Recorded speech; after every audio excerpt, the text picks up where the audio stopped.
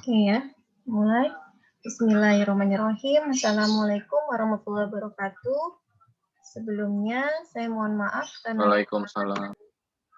ya terima kasih keterlambatan untuk memulai kelas ya karena memang kebetulan kalau Rabu itu jadwal kontrol ayah saya sehingga memang baru selesai tadi jam 12 dari Muntilan sampai sini sekitar 1 jam kurang lebih tadi di perjalanan gitu baru nyampe di depan jam 1 lewat sedikit gitu.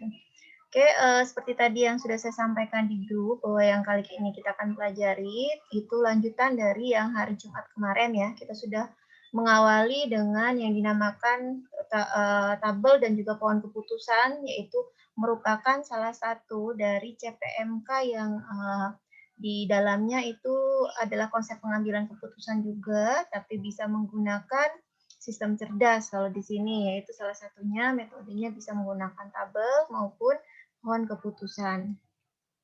Yang Jumat kemarin kita sudah membahas mengenai deskripsi dan juga bagaimana cara menggunakan tabel keputusan. Sehingga yang kali ini akan kita bahas adalah lanjutannya, yaitu mengenai tabel, masih typo, mohon maaf ya, tabel keputusan gitu.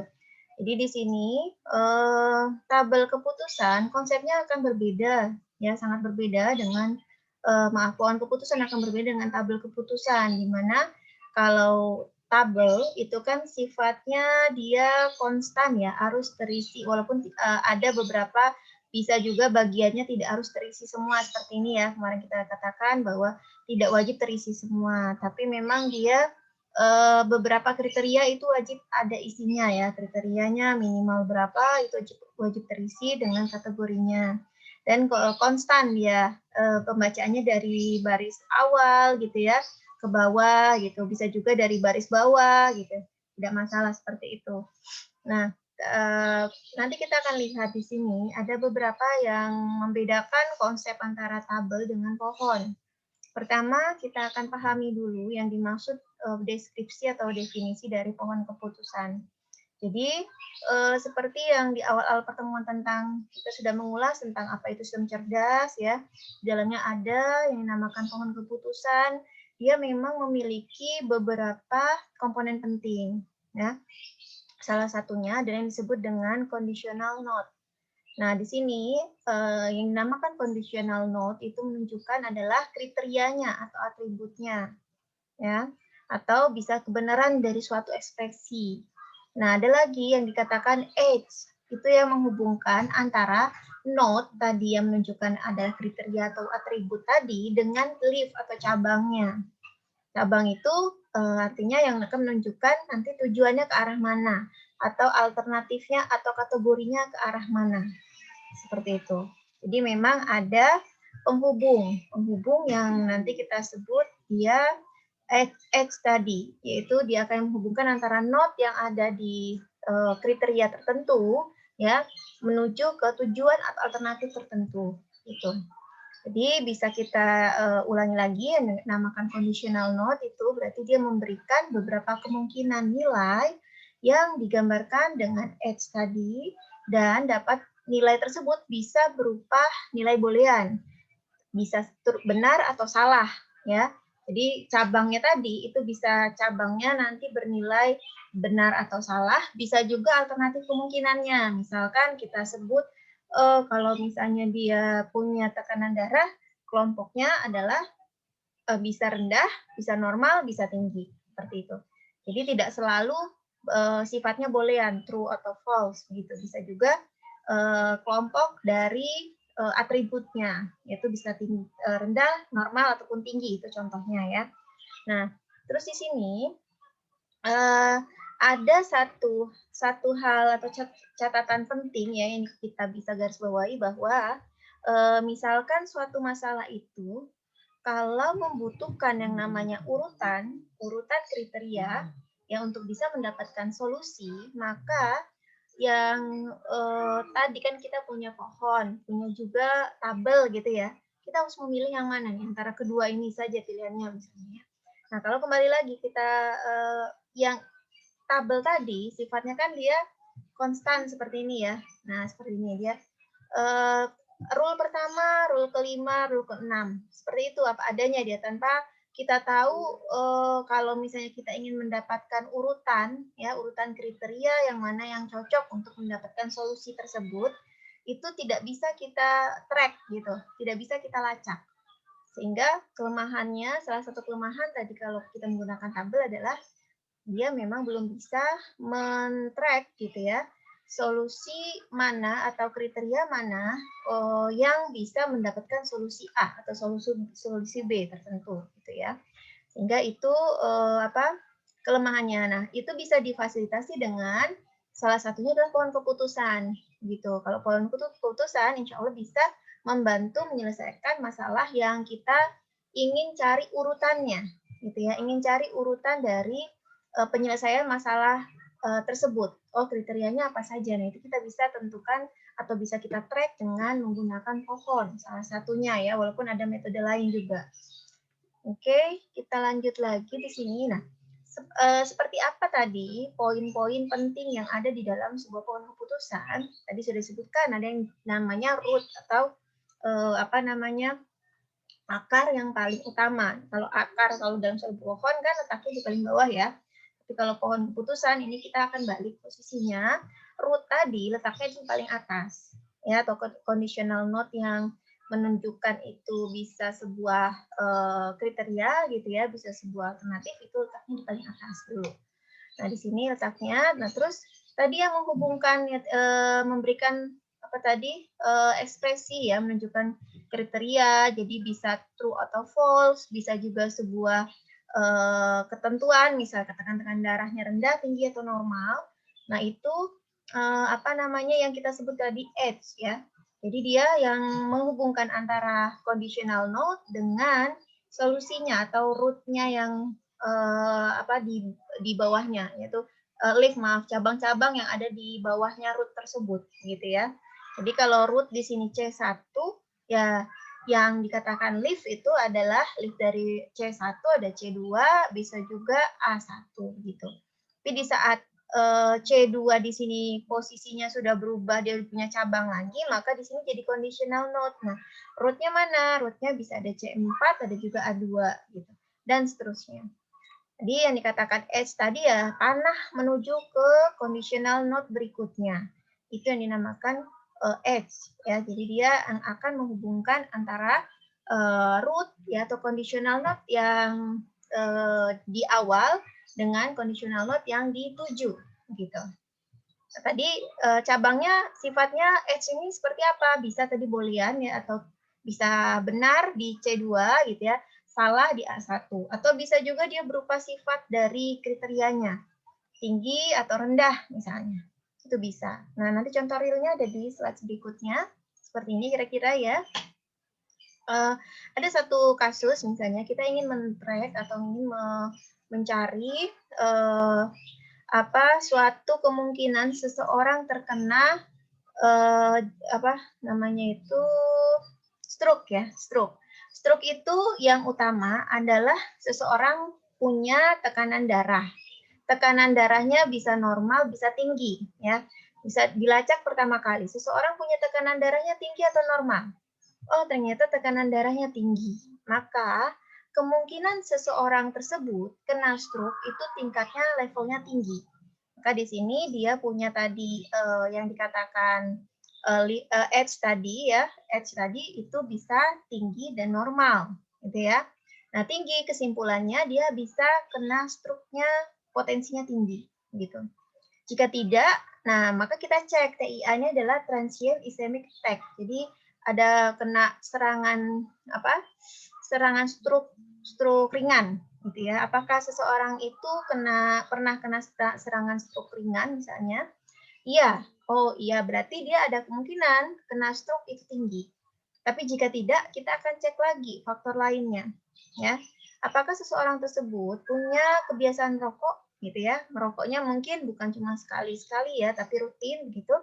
Jika iya, maka akan dicek obesitas. Tapi jika tidak, dia langsung menyimpulkan bahwa seseorang tersebut ya tidak rendah kemungkinan kena penyakit stroke-nya. Ya. Jadi yang tadi, untuk panah-panah ini tadi, edge tadi, itu bisa dia bersifatnya tinggi atau normal, bisa boolean ya atau tidak, begitu ya. Nah, tadi merokok ternyata dia katakan iya. Oh, kalau iya maka kita harus cek lagi faktor berikutnya, yaitu obesitas atau tidak seseorang tersebut, gitu ya. Jika iya, maka potensinya untuk kena, stroke dia adalah tinggi. Tapi untuk, jika dia katakan dia tidak obesitas gitu ya, obesitas kan bisa diketahui dengan melihat tinggi dan berat badan gitu ya. Ternyata dia tidak ya, masih masuk ke golongan yang normal gitu. Maka obesitas atau kemungkinan seseorang tersebut kena stroke adalah rendah. Nah, seperti itu. Jadi kira-kira dari kalau kita lihat ya, kemungkinannya kalau ini menjadi sebuah tabel, kita punya banyak kemungkinan rule atau aturan yang bisa terbentuk dari ini. Dari yang saya sebutkan tadi alurnya, ya kita bisa membentuk cukup banyak aturan, kemungkinan aturan. Nah, tapi kalau dengan adanya ini, pohon keputusan yang kita singkat seperti ini, itu akan mempermudah ya alur dari suatu kemungkinan apa suatu kemungkinan kesimpulan dari aturannya begitu. Nah, ini kira-kira salah satu juga yang bisa disebut keunggulan dari sebuah tree gitu ya atau tabel keputusan. Maaf, pohon keputusan. Berikutnya kita akan coba lihat lagi di sini ya. Di dalam sebuah pohon keputusan itu juga punya cara, punya tahapan atau cara yang bisa kita gunakan bisa dengan dua ya. Pertama, kita bisa lakukan dengan kita memiliki data terlebih dahulu ya, sekumpulan data yang mana di dalam data tersebut kita punya cukup data ya untuk bisa membangun teknik-teknik misalnya pakai data mining ya, kita bisa bentuk pohon. Contohnya metode yang bisa kita gunakan adalah ID3, C45 dan lain-lainnya ya. Jadi di sini kenapa memang butuh sekumpulan data dulu, karena kalau tidak punya data kita tidak bisa nanti mengetahui yang mana nilai yang lebih potensial untuk nanti akan jadi root-nya gitu. Terus cara yang kedua, apabila kita tadi tidak memiliki data history ya, artinya membangun memang dari awal gitu ya, belum ada data yang untuk mendukung yang ini yang lebih dominan menjadi root-nya gitu. Maka kita butuh yang namanya cara kedua. Cara kedua kita bisa ambil dengan menggunakan pendapat dari pakar. Pakar di sini bisa macam-macam tergantung kasusnya. Kasusnya untuk apa dulu? Kalau kembali ya, kenapa mungkin lebih banyak contoh medis ya, karena memang klaster dan juga apa namanya pengalaman saya lebih banyak ke medis, sehingga yang saya contohkan misalnya medis. Di sini pakarnya adalah misalnya dokter spesialis penyakit tadi penyakit dalam gitu ya, karena ada stroke, jantung misalnya. Jadi yang jadi pakar adalah ya dokter spesialis tersebut. Jadi dia bisa kita minta untuk menentukan ya atau berdasarkan kalau beliau kan sudah punya pengalaman gitu ya, berdasarkan diagnosisnya atau berdasarkan kumpulan-kumpulan fakta yang beliau dapatkan. Jadi pakar ini bisa satu, bisa juga lebih dari satu. Sehingga di sini dia bisa menyimpulkan, oh yang namanya root yang paling menentukan seseorang itu misalnya kena penyakit jantung adalah tekanan darah misalnya. Tadi ya, kenapa sih tekanan darah paling atas?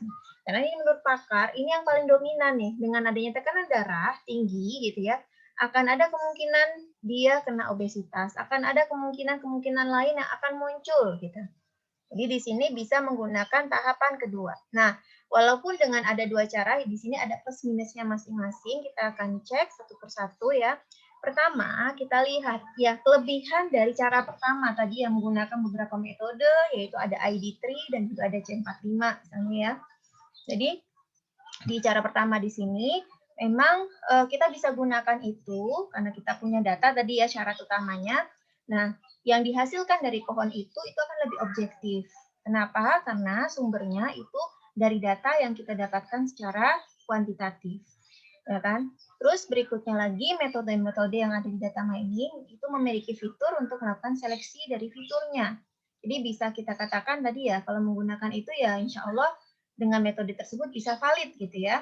Nah, berikutnya lagi urutan-urutan kemungkinan muncul not dan juga kriteria itu akan lebih sistematis karena kita tahu dia menggunakan metode yang memang sudah teruji gitu ya. Nah, tapi juga ada kelemahan nih dengan cara yang pertama di sini. Karena tadi kita butuh data gitu ya, dan dibutuhkan data di sini bukan cuma data yang apa adanya, melainkan memang data yang cukup gitu ya. Cukup di sini artinya bisa masuk ke dalam kategori tersebut ya, cakupannya itu mencukupi, maka kita bisa katakan bahwa datanya ini memang mencukupi gitu. Jadi data tersebut harus lengkap karena memang kualitas dari pohon itu kita harapannya valid gitu ya hasil yang kita dapatkan dari pohon yang kita buat berdasarkan metode tadi salah satunya ada bisa ID3 atau juga C45. Nah, jadi tapi kembali lagi kalau kita dapatkan data tapi ternyata data itu kurang mencukupi cakupannya gitu ya, maka bisa dikatakan tadi hasil validitas dari tree yang terbentuk itu bisa masuk ke kelompok yang kurang untuk dari sisi kualitasnya dan juga validitasnya. Oke, terus cara yang kedua. Nah, ini pun juga ada plus minus ya. Jadi cara yang kedua ini memang kalau kita menggunakan tadi ya pakar yang kita jadikan patokan untuk menentukan tree-nya. Nah, yang pasti kita pertama sudah menang 1 poin bahwa pohon yang kita buat atau yang sudah terbentuk itu ya ada penguji validitasnya yaitu si pakar A gitu. Ahlinya yang menentukan itu. Terus sudah ya intinya sudah tidak bisa diganggu gugat ya. Artinya kalau pakar tersebut kan sudah pasti ahli di bidangnya begitu. Nah, tapi memang ada kelemahan walaupun seperti itu ya terkadang tidak gampang nih untuk kita bisa menerjemahkan ya ibaratnya gini. Seperti pengalaman pribadi juga, saya pernah melakukan penelitian melibatkan pakar dokter spesialis penyakit dalam juga. Nah, kebetulan memang karena memang beliau kan adalah dokter ya, yang memang kadang-kadang kita kalau menerjemahkan TRI ini seperti apa cara bekerjanya, kita butuh effort gitu ya untuk bisa menerjemahkan bagaimana cara agar pakar ini bisa paham yang kita maksud bahwa alirannya adalah seperti ini gitu ya nantinya yang terbentuk seperti ini. Intinya kita harus punya pengetahuan dan pengetahuan itu kita eksplor ke pakar, pakar bisa menerjemahkan dengan bahasa yang beliau pahami. Oleh karena itu jadi matching nih nanti tree yang terbentuk insya Allah sesuai dengan apa yang dimaksud oleh pakarnya. Tuh, karena itu kesulitan juga ya kadang-kadang mungkin maksudnya pakar seperti ini kita menerjemahkan beda. Nah, ini yang memang perlu ada jembatan untuk itu. Terus satu lagi hal yang mungkin menjadi kelemahan juga adalah sangat mungkin ya ada ada subjektivitas ya. Subjektivitas ini karena apa? Karena kalau kita tadi menggunakan satu pakar gitu ya atau ya mungkin minimalis gitu ya pakarnya itu itu menurut si pakar A bisa jadi akan berbeda kalau dengan pakar B itu sangat mungkin gitu ya karena ya seperti kita ketahui sendiri kalau diagnosis dokter A dokter B juga bisa berbeda kan karena pengalaman yang berbeda terus juga karena jam terbang yang berbeda itu juga sangat sangat mungkin subjektif gitu. Jadi ada baiknya juga ya jika kita membuat tadi dengan tree itu dengan melibatkan pakar sebaiknya pakar itu juga tidak cuma satu. Nah, itu juga ada bagusnya ya. Jadi kita ada sharing knowledge gitu. Sehingga yang dihasilkan pengetahuannya dan juga hasil tree-nya itu didapatkan dari kumpulan pakar-pakar yang memang nanti bisa membentuk suatu tree yang memang ideal. Gitu. Oke, kita lanjut lagi di sini satu lagi ya tentang perbedaan tadi ya dan tanda kutip kita bisa maknai sebenarnya semua tadi yang di awal kita sebutkan tabel seperti ini pohon seperti ini nah mereka punya kelebihan dan kekurangan Nah, kita akan lihat dari beberapa sisi, yaitu pertama dari urutan kehadiran kriteria atau faktor. Nih, kalau di tabel keputusan, urutan itu kita tidak perlu pertimbangkan. Artinya boleh dari, saya kembali dulu ya ke tabel. Kenapa dikatakan tidak dipertimbangkan? Karena bisa juga kita ambil contoh rule pertama ya. Rule pertama, kan ada gangguan perut mual, gangguan otot pegal, kulit kuning, mata kuning gitu ya, gejala mirip flu, demam gitu. Oke, ini kita urutannya kita balik atau kita tukar sembarangan, itu hasilnya seperti apa. Misalnya kulit kuning yang terjadi, oh gejala yang saya alami adalah kulit saya kuning, gangguan ototnya pegal, perut saya mual, mata saya kuning, terus ada gejala demam misalnya. Ternyata kesimpulannya tetap akan sama gitu ya. Jadi tidak mempengaruhi kalau urutan kita tukar-tukar. Nah, itu kalau di tabel ya. Salah satu ya termasuk keunggulan ya karena dia tidak akan mempengaruhi itu. Nah, tapi kalau kembali lagi ke tree itu akan sangat mempengaruhi. Jadi tidak boleh urutan itu kita pertukarkan. Tadi tekanan darah di paling atas ya. Kita tukar tekanan darah itu di obesitas paling atas. Itu akan merubah makna nantinya gitu ya. Akan merubah makna walaupun hampir mirip gitu misalnya ya. Tapi tidak bisa karena tadi kembali lagi yang jadi root di sini tidak sembarangan ya, karena yang jadi root itu adalah yang utama untuk menyusun kemungkinan gejala dan dan cabang-cabang lainnya gitu. Sehingga memang yang jadi root di sini memang kalau tidak menggunakan cara pertama bisa kita gunakan cara kedua seperti ini ya, pakai metode atau pakai pakar begitu. Oke, terus berikutnya eksplorasi pengetahuan. Nah, di sini pengetahuan itu disajikan secara fix di tabel keputusan. Sedangkan kalau di pohon keputusan ya memungkinkan adanya eksplorasi pengetahuan atau fakta baru bisa terbentuk sebagai hasil penalaran sebelumnya. Jadi sangat mungkin ya dengan adanya pohon itu akan terbentuk lagi cabang-cabang lain. Nah, itu ada enaknya. Jadi pengetahuan itu sangat mungkin bisa berkembang dengan adanya perkembangan pengetahuan atau penelitian, sangat mungkin ada cabang lagi nanti yang awalnya obesitas sampai obesitas saja ya, akan mungkin nanti yang ya ini berubah dia punya cabang lagi gitu. Oke, kita lanjut lagi. Kondisi ketiga adalah tentang kriteria dan faktor yang kita miliki jumlahnya sangat banyak. Nah, kalau di tabel keputusan, ya semua nilai kriteria atau faktor itu disajikan untuk setiap alternatif. Ya, jadi faktor tersebut bisa sangat banyak. Jadi sangat membengkak nantinya akan bertambah ke bawah dan bisa juga ke samping kalau alternatif banyak. Jadi ini nomor 3 dan 4 hampir sama, akan sangat membesar, dia bisa ke bawah makin banyak dan ke samping akan makin besar gitu ya. Sedangkan kalau pohon keputusan ya, semua tidak harus akan bertambah besar karena apa? Dia tidak perlu kita tuliskan semua gitu ya. Tidak perlu kita tuliskan semua. Jadi akan lebih singkat nantinya. Begitu juga tadi alternatif. Nah, faktor-faktor yang mempengaruhi suatu alternatif itu bisa disajikan dengan lebih singkat dan di pohon keputusan ini hanya menampilkan faktor yang mempengaruhi saja. Jadi kalau tidak mempengaruhi, kita tidak perlu tuliskan. Begitu. Jadi sangat mungkin ya kita dengan adanya tadi kembali lagi ya, contohnya di sini ada rule sampai 30 ya. Kita bisa ekspor cukup dengan beberapa cabang dari tree ini, gitu ya. Cabangnya cukup singkat kan di sini. Nah, ini ternyata kalau dengan seperti ini aturan yang bisa kita bentuk itu bisa sebanyak 30 gitu. Kira-kira seperti itu contohnya yang bisa saya sampaikan di sini sampai ke perbedaan antara tabel dan juga pohon.